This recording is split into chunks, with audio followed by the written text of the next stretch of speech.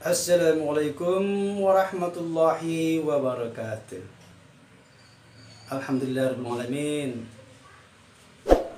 Wassalatu wassalamu ala asyrafil anbiya wal mursalin wa ala alihi washabbihi rasulillahi ajmain. Alhamdulillah, senang jumpa lagi guys dengan Anda semua para subscriber channel terindah Suyadina dimanapun Anda semua berada. Mudah-mudahan selalu dalam keadaan sehat walafiat tanpa kurang suatu apapun dan selalu diberikan kelancaran semua urusannya dan selalu bersemangat untuk menyelesaikan semua urusan duniawi maupun urusan akhiratnya, insya Allah. Dengan bismillah, dengan berserah diri kepada Allah, setelah kita berusaha, insya Allah kita akan bisa mencapai apa yang kita inginkan, insya Allah. Amin ya rabbal alamin.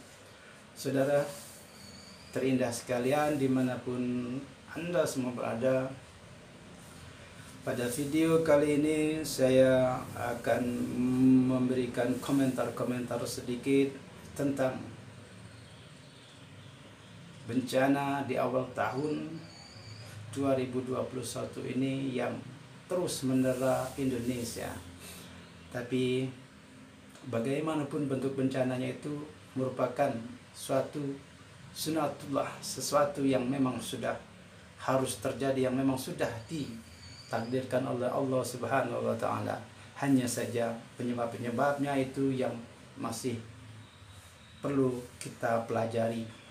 Dan pada komentar kali ini, apa yang kita hadapi saat ini berupa bencana-bencana, saya akan padukan dengan pembacaan puisi dari almarhum W.S. Rendra yang meninggal pada tahun 2009 kemarin.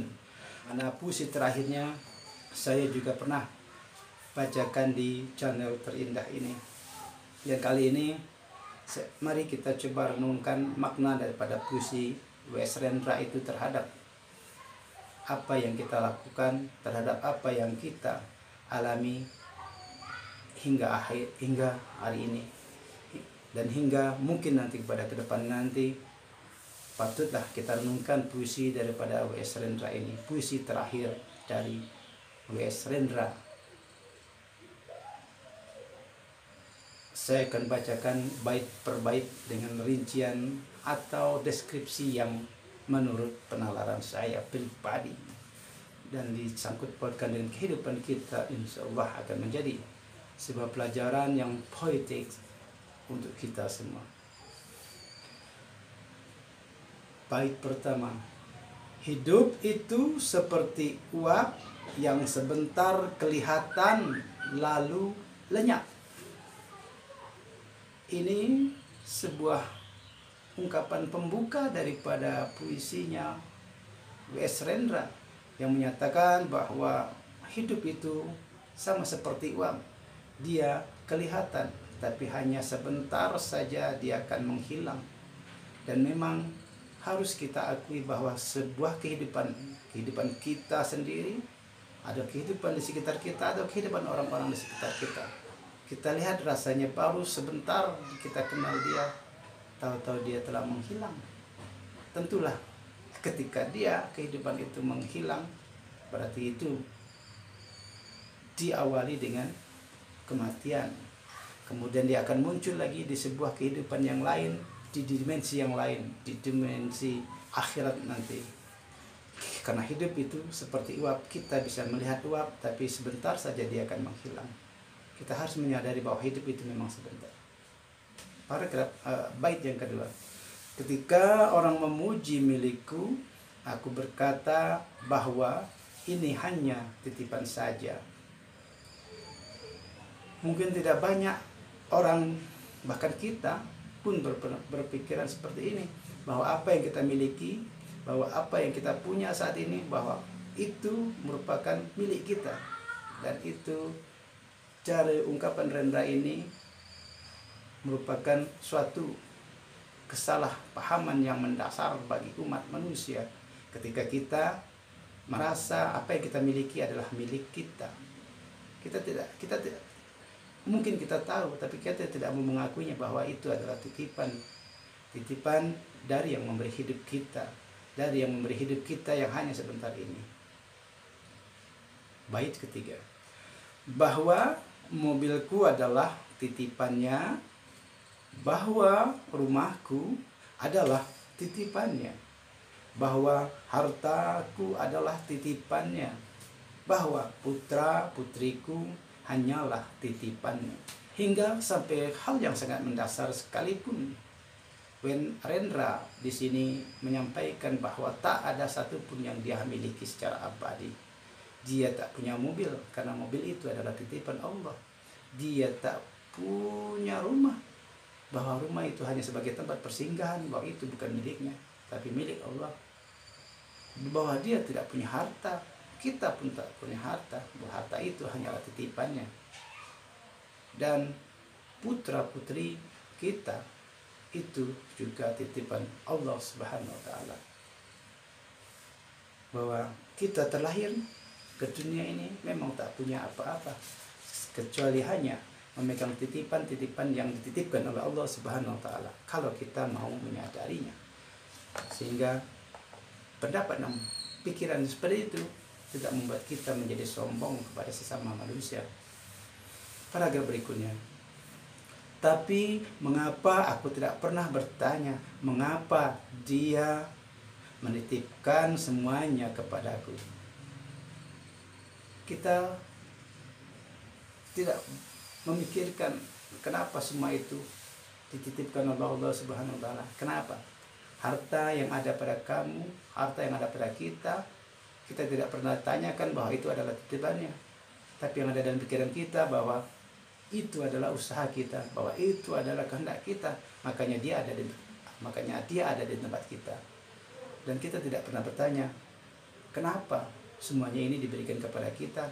Kok saking dermawannya, apa yang kita inginkan Allah sampaikan kepada kita. Apa yang ada di balik itu? Kenapa kita tidak bertanya kenapa semuanya itu dititipkan kepada kita? Kenapa harta dititipkan kepada kita?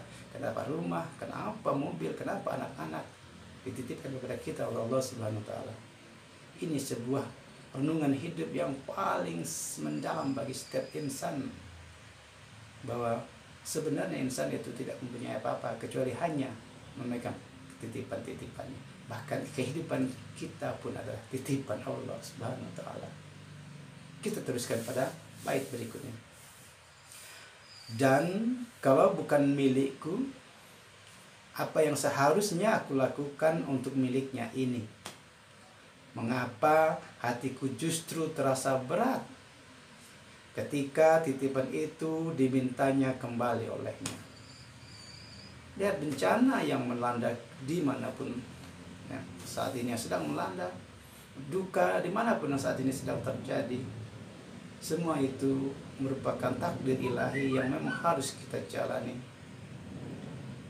Memang terasa berat ketika kita merasa kehilangan, tapi sebagai renungan jiwa yang paling dalam, kita lihat, kita rasakan, dan kita tanya pada diri kita sendiri, apakah duka itu, apakah kehilangan itu merupakan sesuatu yang harus benar-benar ditangisi, diratapi? Kita harus menyadari bahwa itu adalah miliknya yang saat ini sedang diambil olehnya. Kita mengalami itu karena itu bukan milik kita, sedang diambil olehnya. Dan sebagian besar kita merasakan bahwa ketika itu diambil oleh Allah Subhanahu wa taala, kita mengklaimnya bahwa itu sebagai sebuah cerita yang sangat dalam. Padahal itu adalah haknya, miliknya yang sedang diambil olehnya. Bila kita tidak dapat menjadi matahari, cukuplah menjadi lentera yang dapat menerangi sekitar kita. Kita boleh bercita-cita menjadi matahari, kita boleh bercita-cita menjadi apapun, tapi seandainya pun kita tidak bisa menjadi itu, tetaplah kita berbuat sebaik mungkin terhadap orang yang sekecil apapun. Kita tidak bisa berbuat baik kepada orang 2 juta, 3 juta orang. Kita cukup berbuat baik kepada 1 orang di sekitar kita. Itu cukup bagi kita. sesuai dengan kemampuan yang ada pada diri kita. Bila kita tidak dapat berbuat sesuatu untuk seseorang, maka berdoalah untuk kebaikan. Sebagaimana yang disampaikan dalam bait terakhir puisi W.S. Rendra ini, bahwa ketika kita tidak bisa berbuat bahkan untuk satu orang pun, kita tidak bisa berbuat baik bahkan untuk satu orang pun, minimal kita berdoalah untuk kebaikan orang tersebut. Demikian. Wassalamualaikum warahmatullahi wabarakatuh. Jangan lupa untuk subscribe di channel Terindah Suyadinas. Thank you for watching.